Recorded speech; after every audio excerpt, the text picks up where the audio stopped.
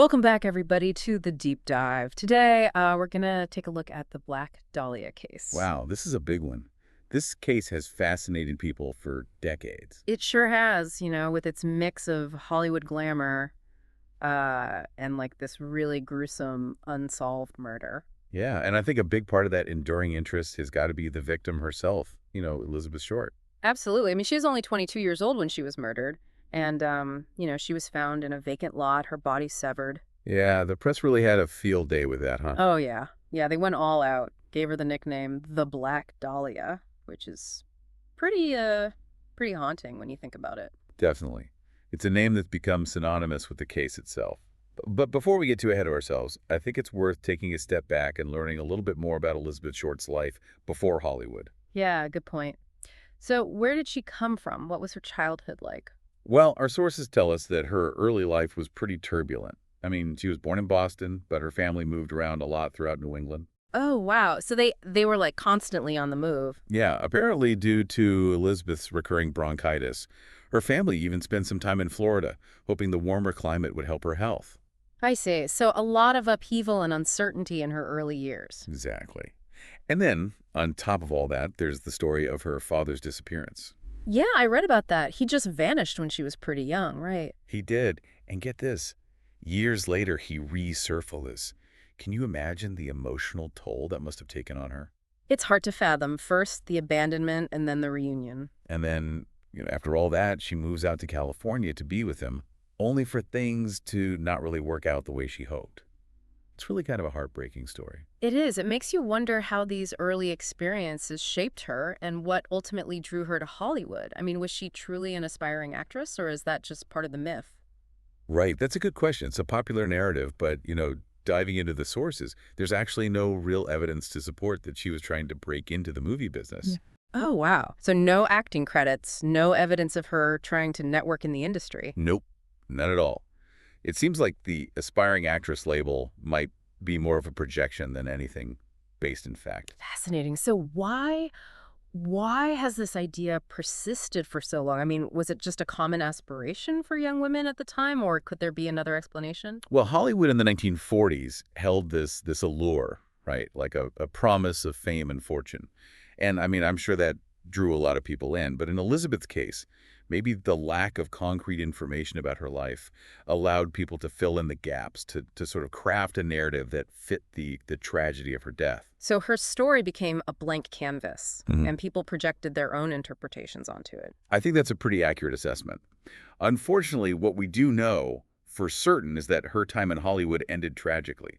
Our sources talk about a missing week leading up to the discovery of her body. Right, this period where her movements are completely unaccounted for, it's a crucial piece of the puzzle. What do we know about that week?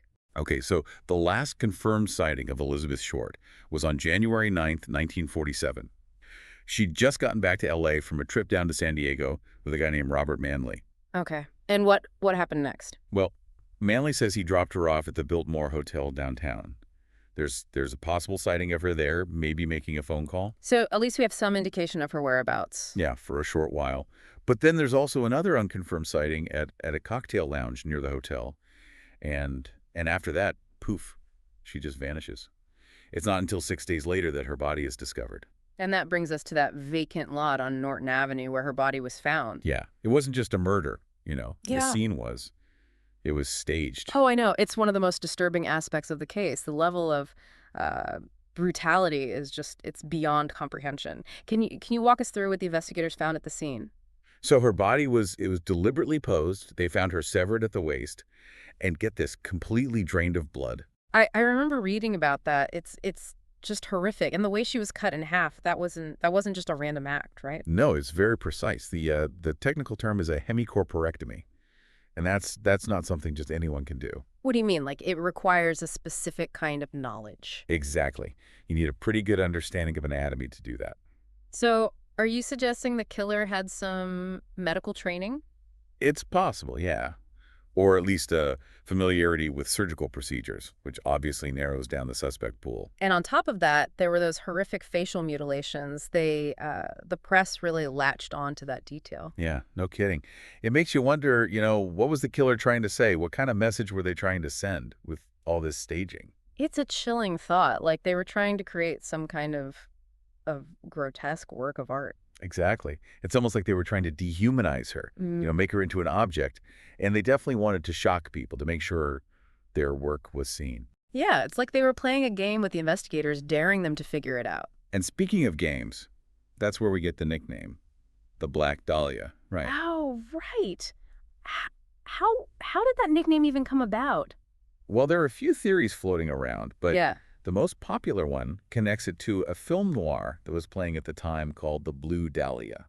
Ah, I see. A play on words. Exactly. And the press, they're always looking for a catchy headline, so they kind of ran with it, and the nickname stuck. It's a bit unsettling, though, isn't it?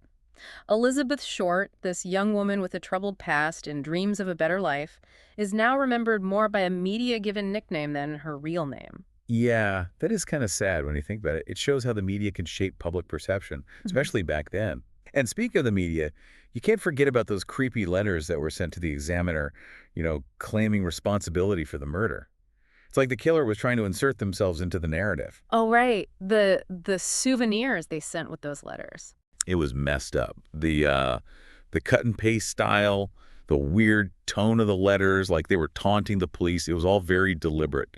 Like they were trying to manipulate the investigation and keep the public on edge. So, were those letters even actually from the killer, or was it someone trying to throw the police off?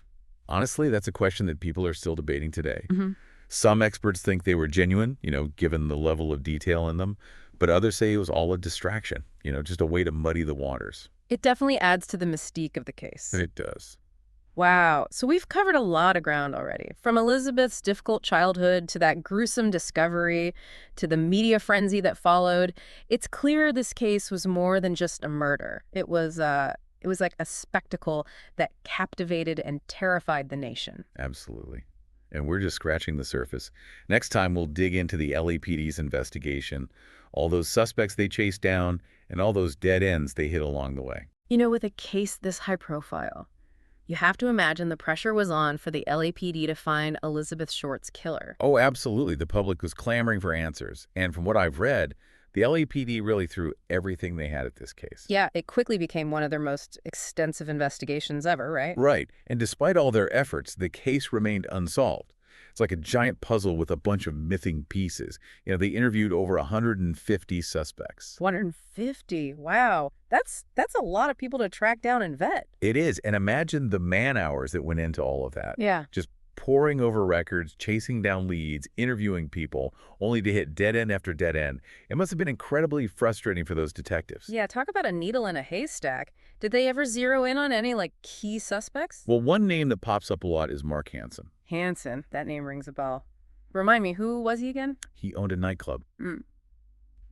And this is where it gets interesting. They found his address book among Elizabeth Short's belongings. Oh, right. That's a pretty big red flag. So did they think he was the killer? He was definitely a person of interest. I mean, having your address book with the victim, that's going to put you at the top of the list. But they investigated him thoroughly, and in the end, they cleared him. Interesting. So who else were they looking at? Well, there was also Robert Manley, the guy who drove Elizabeth back to L.A. from San Diego. Oh, yeah, right. He was like the last person to see her alive. So what made the police rule him out? Well, he always insisted he had nothing to do with the murder. Yeah. And he actually passed multiple polygraph tests, which, back then was considered pretty reliable. I see. So they had to move on to other leads. Given the brutality of the crime, did investigators focus on any suspects with, medical knowledge? Oh, yeah, for sure. That precise way Elizabeth's body was cut in half, the hemicorporectomy, that really pointed them in that direction. Yeah, I can see why. Not just anyone could do that. Exactly. So they looked into doctors, surgeons, Yeah. even butchers. Wow. So potentially someone hiding in plain sight, using their professional skills for such a horrific act. It's a chilling thought. Chilling is right. And that wasn't the only avenue they explored.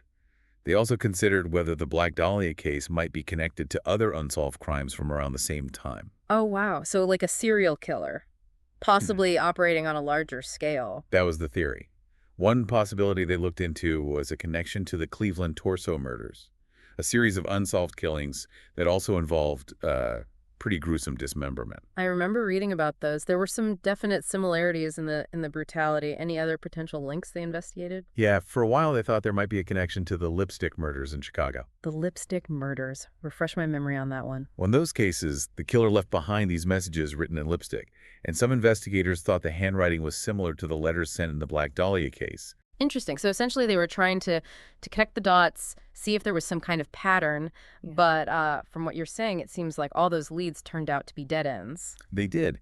It's a case full of tantalizing clues, but no real answers. I wonder, why do you think that is? Why was this case so difficult to crack?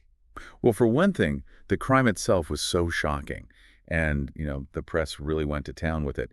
That kind of pressure on investigators, it can really make it tough to focus, to stay objective. And then you have Elizabeth Short herself, a bit of a mystery with a complicated past. It's as if she became a symbol, an enigma that everyone tried to interpret, but no one could truly understand. Yeah, and don't forget the time period. This was post-World War II Los Angeles.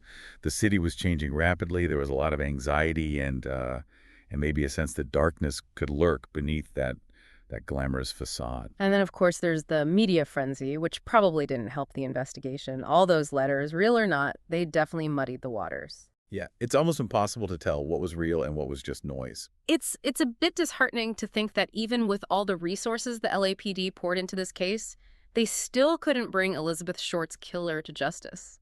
It's like he or she just vanished into thin air. It is. But there is one name that came up long after the initial investigation. A name that some people believe could hold the key to solving this mystery. George Hodel. George Hodel. Fill me in. Who was he, and what's his connection to the Black Dahlia case? Okay. So George Hodel, a doctor, living this, double life.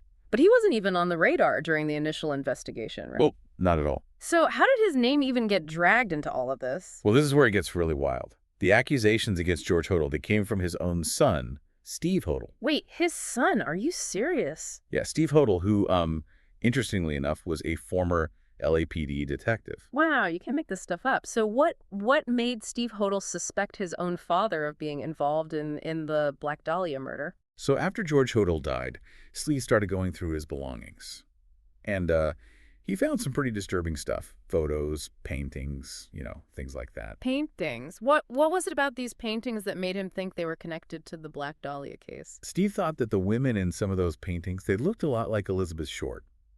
Like, there were similarities in the facial features and hairstyles.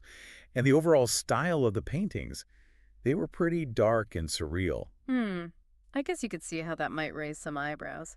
But was there anything else aside from the paintings that made Steve Hodel point the finger at his father? Yeah. Probably the most damning piece of evidence he uncovered were some old wiretap recordings. Wiretap recordings? What kind of recordings? So back in the 1950s, the LAPD had George Hodel's house bugged for a totally different investigation. And, Steve claims that on those tapes, you can actually hear his father making incriminating statements. Some people even think you can hear him talking about the Black Dahlia murder. Wow, that's intense. But if they had those recordings back then, in the 50s, why didn't they investigate him further at the time? That's a good question. Seems like they were so focused on that other investigation, they didn't really pick up on the potential Black Dahlia connection. Wow, a missed opportunity, maybe? So what do other experts say about Steve Hodel's theory? Do they think he's right? It's a mixed bag, really. Some people think Steve's done some incredible work and that his theory is really compelling. But others aren't so sure. They say a lot of the evidence is circumstantial and that, maybe Steve's personal connection to the case is making him see things that aren't really there. Yeah, I mean, it's got to be tough, right? To even consider that your own father could be capable of something like that. Totally. It makes you question everything. So where does that leave us? Is the George Hodel theory just another dead end, or could he really be the key to finally solving this case? Honestly, we just don't know. There's enough evidence to make you wonder, to make you question, but there's also a lot of unknowns. I think in the end, you just have to weigh the evidence and decide for yourself what you believe. Man, what a story. Elizabeth Short's life, the murder, the media circus, the suspects, the dead ends, and now this whole George Hodel angle. It's also so fascinating, but also incredibly frustrating. What stands out to you most about this whole thing? I think for me, it's how this case goes beyond just being a crime story. You know, it's like this cultural touchstone, this Mm. reminder that there's darkness everywhere, Yeah, even in the yeah, brightest places. yeah. And the fact that her killer was never caught, that just adds to the mystery. Why do you think it still fascinates people after all these years? I think it's because it reminds us of how fragile life is. And, the thought that someone could do something so horrible and just get away with it, that's scary. It's a chilling reminder that sometimes those monsters are closer than we think. Yeah. And I think it also makes us question, can a case like this ever truly be closed without a confession or some undeniable proof? Or will it always remain this open wound, a reminder of all the mysteries we may never solve? That's a great point. It makes you think. Well, hey, thanks again for sharing all this with us. It's been a really, really fascinating deep dive. The pleasure's all mine. Even after all this research, the Black Dahlia case is still a puzzle. But hopefully we've shed a little light on some of its darker corners. We definitely have. And as for you, our listeners, we'll leave you with this. Imagine if Elizabeth Short had never stepped foot in Hollywood. Would things have turned out differently for her? Would we even be talking about her today? It's a question that really makes you think about the twists and turns of fate and the enduring power of mystery.